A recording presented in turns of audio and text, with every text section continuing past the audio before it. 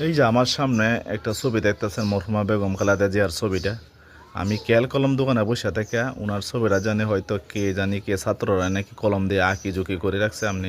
আমি জুম করে দেখাই, জুম হইতেছে না, আমি একটু কাছে যাই আর দেখাই আপনাদেরকে। হয়তো কলম দিয়ে আঁকা ঝুঁকি করে কালি দিয়ে মাখাই রাখছে। আমি ওখানে এটা কী করতে পারি, আমি একটু যাই কাছে যাই দেখাই আপনাদেরকে।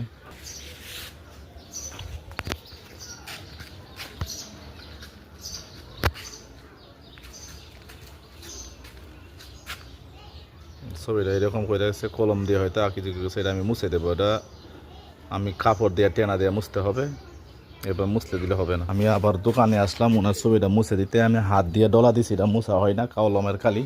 কিন্তু আমি একটা টেনা নিব, টেনা নিয়ে তারপরে এটা ভিজাইব। ভিজাই এই যে আমি এখানে আসলাম, এটা আমি টেনা দিয়ে ভিজাইতেছি। ভিজানোর পরে এটা বেগম খালেদা মরহুমা বেগম খালেদা যে ছবিটা মুছার জন্য আমি এটা টেনা দিয়ে ভিজাইব। ভিজাই তারপরে দূরে দূরে মুছা দিব।